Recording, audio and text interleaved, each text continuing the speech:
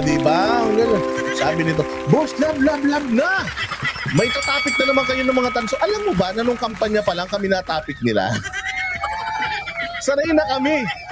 Kaya kung nga sa inyo, tawan-tawa ako, putay na si Banat Bay nagkaroon ng anak. Si Banat Bay nagkaroon ng anak, hanap hayop na yan. Tawa ako ng tawa.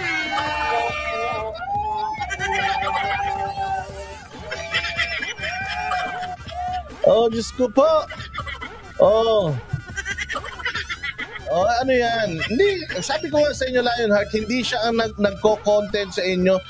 Pati yung post niya kagabi, alam ko galit lang siya doon. Ikaw ba naman putay na? Hindi ka ba naman kabahan? Mapunta ka sa radar ni Banat Bay. Lahat ng tao, huwag mapupunta sa radar ni Banat Bay dahil nakakatakot. O si Isko Moreno na mismo nagsabi sa amin, nakakatakot kalaban si Banat Bay. Kasi wala siyang pakialam kung anong sabihin mo sa kanya kapag napunta ka sa radar niya, patay ka. Miski naman ako kakabahan. Kung ako si Bista, kakabahan din ako. Puta Banat Bay yan eh. Idol ko yan eh.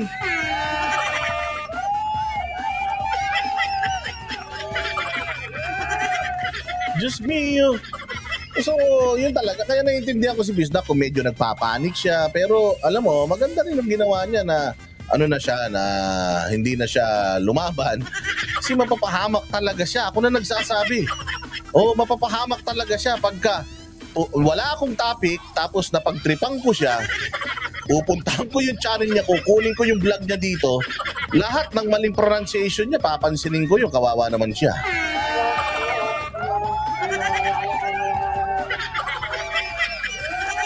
Lahat ng mga maling sinasabi niya sa mga content niya, i-highlight ko dito, kawawa naman siya. Ang galing-galing ko pa naman sa ganyan. Kilala niyo pa si Bagong Lipunan? Ayun, nakalibing na.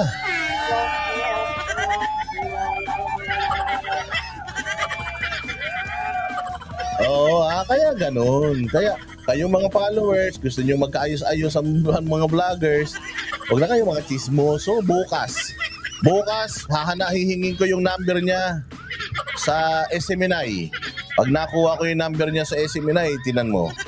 Wait lang, baka may number ako. Tatawagan ko talaga dito para sa inyo, ha. Ayan, name niya sa FB, Hontilio Pompeo. Ay, oo, may number ako niyan. Itatawagan ko, ha. Tsaka alam nyo, ha, hindi kami magkabati niya. Hontinyo.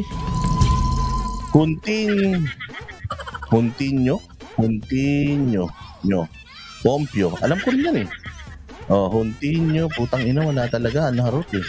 Wait lang. Hanapin ko talaga para sa kasiyahan nyo, ha. Hontilio Pompeo. Tanga talaga to si boss. Alam ko, nakachat ko na siya. Hontilio Pompeo. Ito. Utsa, sana sumagot to. Ay, wala din eh. Wala din siyang call. Ang harot eh. Ano lang yun? Tinan mo, walang call eh. Walang icon nung telepono eh. Tsaka nung, tatawagan ko talaga to. Kala nyo ha. Hontilio po. Wala eh. Sorry ah.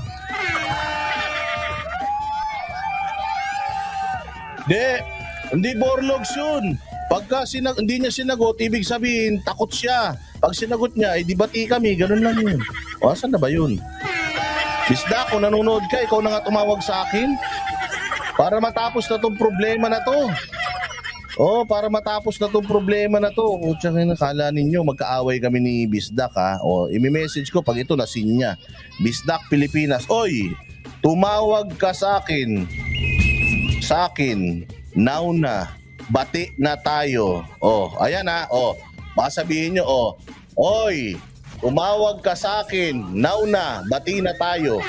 Ako na magsabi ha. Para matuwa na kayo. Para matuwa kayo ha. Oy, tumawag ka sa akin. Now na. Bati na tayo. Ayan. Na-read niya na. Na-read niya na ha. Oy, Bisdak. Tumawag ka na ngayon para matapos na to. Tapos magtagay tayo kung gusto mo ngayon din.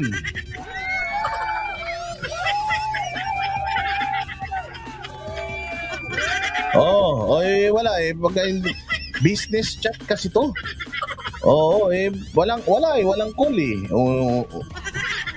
Tinatawagan natin eh. Tinaray naman natin ang lahat. yung Bisdak, kung nandito ka, o may nakakilala kay Bisdak dito, sabihin mo, oy, umuwi ka na, Bisdak, di na ako galit. Love na tayo ulit.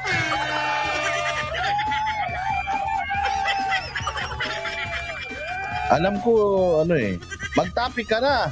Alam ko Gcash niya, pero hindi. Ibigay mo na, nanay. Tatawagan ko nga, nanay Morning Dew. Buhos mo, nanay Morning Dew, awayin natin. Pag hindi binigay, tatawagan ko nga. Kung ayaw niya sumagot, bahala siya. May problema siya. Pero pag sumagot siya, kala nyo kasi, baka kayo dito, kala nyo naman, banateros. Sabi ni Reyna, please understand lang yan. Wag na palakin. Ito na nga, tatawagan na nga natin para hindi na lumaki kayo naman, no? Para maging masaya kayo. Alam ko naman, ayaw ng mga followers niya na magkabati-bati kami.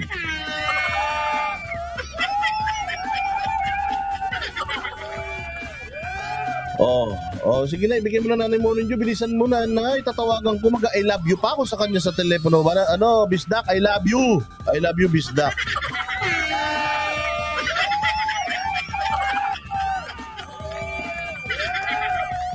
Ayaw nyo na. Ayaw nyo. Wala pala kayo. Kala ko pa nung matapang kayo. Yun pala, takot kayo kay Bisdak. Wala kayo. Mahina. Kasi ganito yan, ha? Ganito kasi yan. Medyo pinag-uusapan banatero sa mga DDS vlog. So what? Sanay na kami dyan. Hello?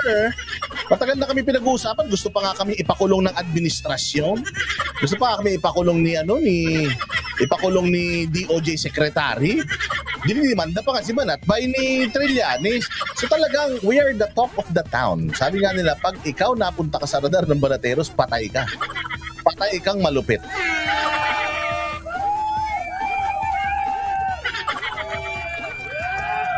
Dapat hindi kayo nagbabanatan. Dapat. Hindi naman. Ba't kami magbabanatan nun? Lalaki yun. Mamaya mabuntis ko pa yun si Bisdak.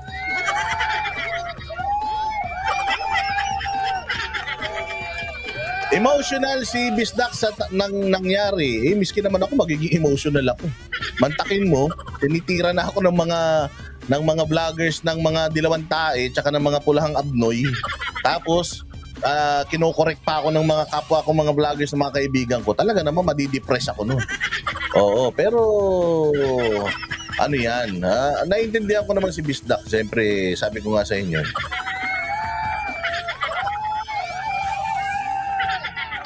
ganun lang yun. Hindi, love namin yan. Hindi si Bisdak, mabait na mama yan.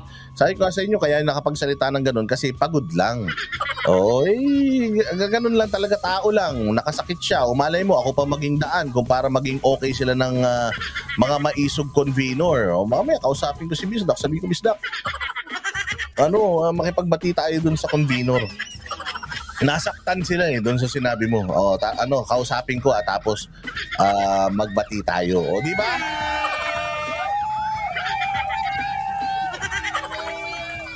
Ay, sa Mendang, thank you very much. Love Banateros, of course. We love you too sa Mendang. Hindi, totoo yun. Kami, kaibigan namin niya, kasama yan. Alam mo, sa pagkakapatid niya, nag-aaway-aaway pa eh. Dito pa kaya? Alam mo ba na matindi away niyan? Yan, si Brothers Travelers. At saka si BMR, putay na, tindi ng away niyan. Murahan talaga. Tanginan nyo. Ganun talaga sa yan. Tapos na-realize nila, tragis yan. I-private ko na ulit.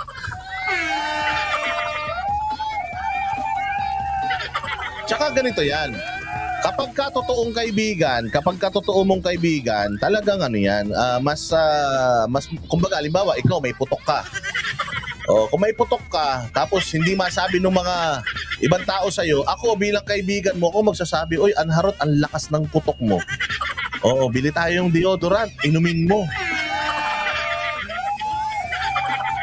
Ganun yun. Ganun yun. So, kami nila, Bisdak, nagkaroon lang ng mga ganyan. Nasermonan lang namin siya, medyo minasama niya. Tapos nagalit yung iba. Kasi bakit sa social media? Bakit hindi nyo pinrivate? Ganun din naman yung ginawa niya. Hindi naman niya pinrivate yung So, ganun nga. Siyempre, mag-uusap-usap kami sa social media.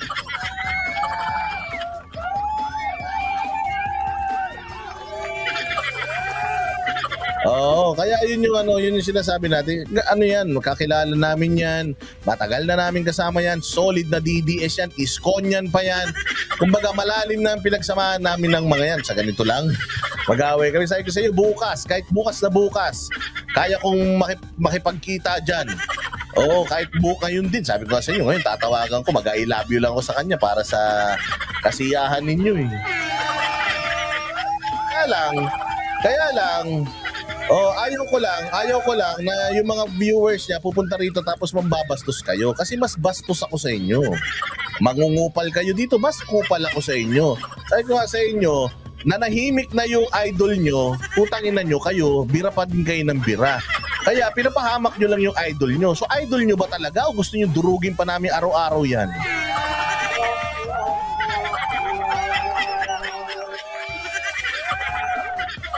Hindi ba? Kayo talaga. Basta ganun lang yan. Antayin lang natin. Baka malay nyo naman, si kaibigan natin Bistak, balang araw, maano niya, ma-realize niya na, oy, mga Banateros brothers, mga brothers ko to. Mga kaibigan ko to. Malay mo naman sagutin niya yung tawag natin.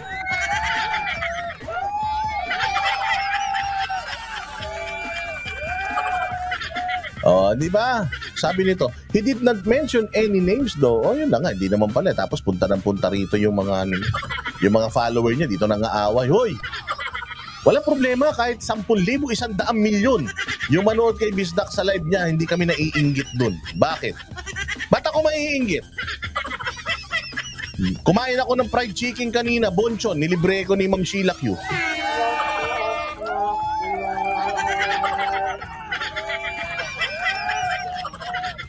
Di ba? Kayo talaga. Sige na. Magbalita tayo para naman may silbi yung ating live stream. Then, Nanay Morning Diyos, sinabi nga kasi sa akin yan ni Nanay Morning Diyos, natawag mo ng, hindi, sabi ko wala na sa akin, wala naman sa akin yun. Isang beses lang, once is enough. Twice is too much. Sinabi na rin naman namin yung kanina doon sa aming SMNI. Okay na yun. Let bygones be bygones and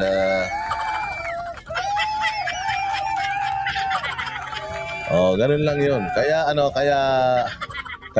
kaibigan Bisdak, huwag ka na magalit. Okay na tayo. Magkikita pa tayo sa June 28 dahil pupunta tayo ng Hong Kong. Gusto ko magkatabi tayo sa upuan. Ire-request ko sa Hong Kong KLC na gusto ko magkatabi tayo. Mag-holding hands pa tayo.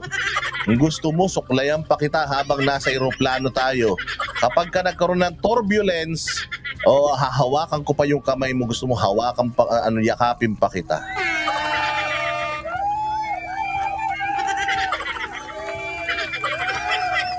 Di ba? Ganun lang yun. Kayo talaga. Ano sinasabi ng Boss Esme natin dyan? Boss Esme, nandiyan ka ba?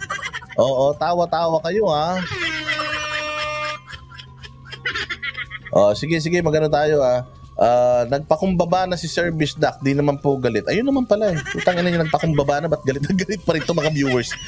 Ba't galit na galit pa rin kayo mga viewers niya, ha? Mga punyeta kayo. Nagpakumbaba na pala.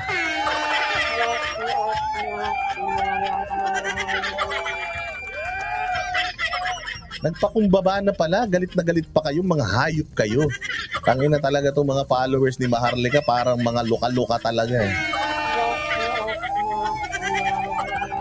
Alam nyo, pinagsabihan pa ako ni Evelyn Bautista. Katulad niya si Evelyn Bautista, ililibre niya tayo ng dim sum sa may Chin Cha Chui. Sabi nga ni Dabawi niya, di ba? A true friend will correct you. Don't get it wrong, because again, that is constructive criticism.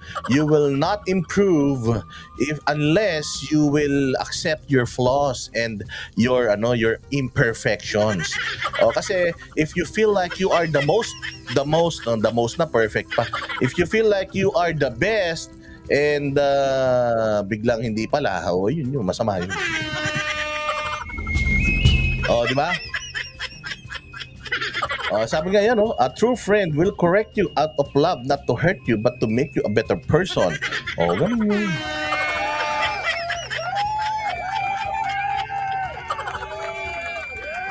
Oh, kayo talaga, oh.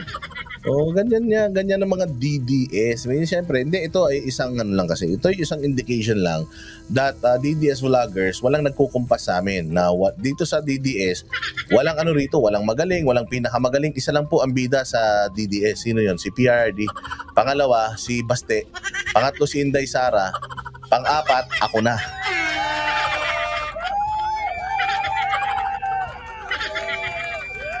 Wala muna ako live. Baka mag-live ka na. Banat ba? Sige na, bilisan mo na. Naantok na talaga ako. Antok na ako. Diyos ko, kung alam mo lang. Anyways, nakausap na nga si Bisdak na wag na mag-comment ng negative at lalo kapag sulsul ang comment. Tinan ninyo. Bait naman pala ni Bisdak. Kayo naman pala may kasalanan. Ito mga tulonggis na mga yung mga MDS die hard abnormal supporters eh.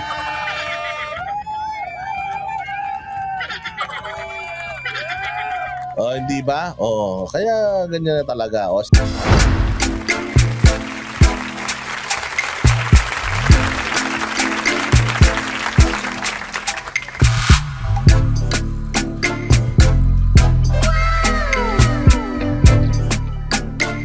next performance will start momentarily.